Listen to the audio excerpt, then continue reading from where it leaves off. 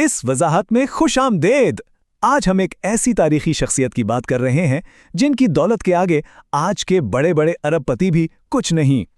और इस कहानी का आगाज होता है 14वीं सदी के कायरो में एक ऐसे हैरत अंगेज वाक़े से जो सच में दिमाग घुमा देने वाला है। चलिए तारीख के इस बेमिसाल सफ़र को शुरू करते हैं। अब ज़रा सोचिए, जब सवाल आता है तारीख का सबसे अमीर इंसान कौन था, तो क्या जहन में फ़ौरन एलॉन मस्क, जेफ बेज़ोस या बिल गेट्स का नाम आता है? आना भी चाहिए, क्योंकि हम रोज़ इन्हीं के चर्चे सुनते हैं। लेकिन हकीकत बिल्कुल मुख्तलिफ और कहीं ज़्यादा हैरानकुन है। दरअसल आज के इन मशहूर अरबपतियों और वेस्ट अफ्रीका के एक बादशाह मंसा मूसा की दौलत के दरमियान ज़मीन आसमान का फ़र्क है।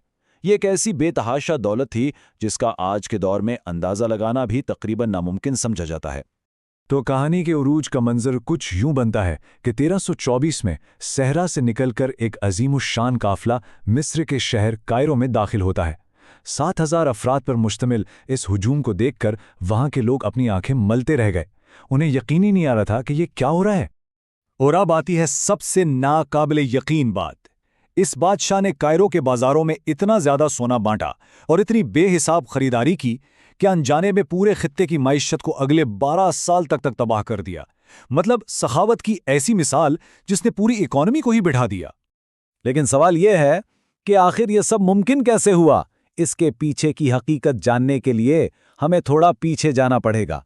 1312 में जब मंसा मूसा ने माली एम्पायर की हुक्मरानी संभाली और तारीख का रुख ही मोड़ दिया। इस सल्तनत की ताकत का अंदाज़ा आप इस बात से लगाएं कि उस वक्त पूरी दुनिया के सोने की आधी सप्लाई, जी हां, आधी दुनिया का सोना सिर्फ और सिर्फ इसी एक एम्पायर से आता था। और इसके साथ साथ नमक की एक बहुत बड़ी मोनोपली भी इन्हीं के पास थी। आलमी दौलत का इतना बड़ा हिस्सा एक ही सल्तनत के पास होना वाकई तसव्वुर से बाहर है। दुनिया को इनकी अजीम दौलत का असली अंदाज़ा तब हुआ जब मंसा मूसा ने 1324 में मक्का की ज़ियारत यानी हज का इरादा किया। इस एक सफ़र ने दुनिया का नज़रिया हमेशा के लिए बदल कर रख दिया। ज़रा इन एदाद शुमार पर गौर करें। 7,000 लोग, 12,000 गुलाम जो खालिस रेशम में मलबूस थे और हर एक के हाथ में सोने का डंडा था, और उस पर 80 हाथी और सैकड़ों ऊंट जिन पर कई टन सोना लदा हुआ था। इतने बड़े पैमाने पर आबादी, जानवरों और सोने को सहरा के रास्ते ले जाना बिल्कुल किसी मौजे से कम तो नहीं था। यहाँ एक छोटी सी माशी हकीकत समझना ज़रूरी है।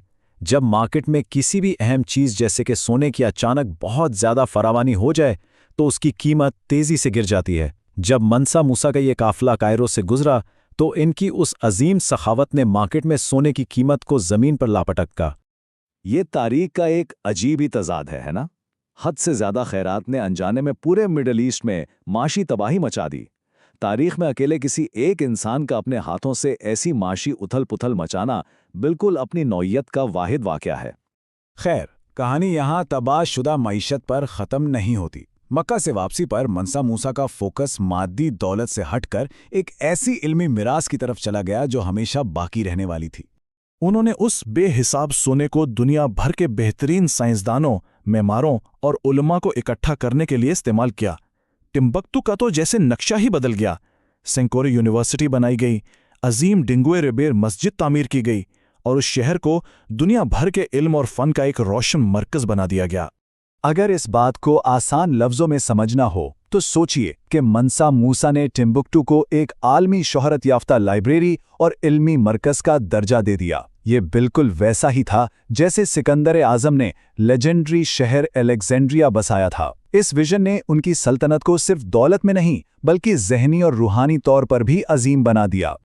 अब ज़रा उनके तवील मुद्दती असरात पर आते हैं जो आलमी सतह पर उनकी वफ़ात के सदियों बाद भी दुनिया को मुतासर करते रहे।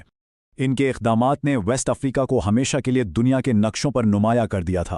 1312 में इक़्तिदार संभालने से लेकर 1324 के उस तारीखी सफ़र तक उन्होंने एक नए दौर की बुनियाद रखी। यहाँ तक कि 1337 में उनकी वफ़ात के काफ़ी अरसा बाद भी 1375 के मशहूर कैटलन एटलस में उन्हें तख्त पर बैठाए हाथ में सोने का सिक्का पकड़े हुए दिखाया गया, जिसने इनकी लाजवाल दौलत पर तारीख की मोहर लगा दी।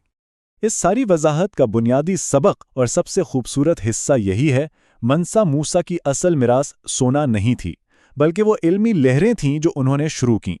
یہ اس بات کا عظیم ثبوت ہے کہ حقیقی دولت صرف تجوریاں بھرنے میں نہیں ہے، بلکہ اسے انسانیت کی بھلائی اور علم پھیلانے میں استعمال کرنے میں ہے۔ تو آخر میں ایک سوال آپ کے سوچنے کے لیے چھوڑے جاتے ہیں، کیا آج کے دور کے کسی بھی بڑے سے بڑے سرمایہ دار کی دولت کبھی وہ ثقافتی اور معاشی اثر چھوڑ سکتی ہے جیسا تاریخ کے اس حیرت انگیز بادشاہ نے چھوڑا تھا؟ سچ میں منسا موسیٰ کی ثقافت اور علمی دوستی کی مثال تاریخ میں شاید ہی دوبارہ کہیں ملے۔ امید ہے اس سفر نے آپ کو کچھ نیا سوچنے پہ ضرور مجبور کیا ہوگا۔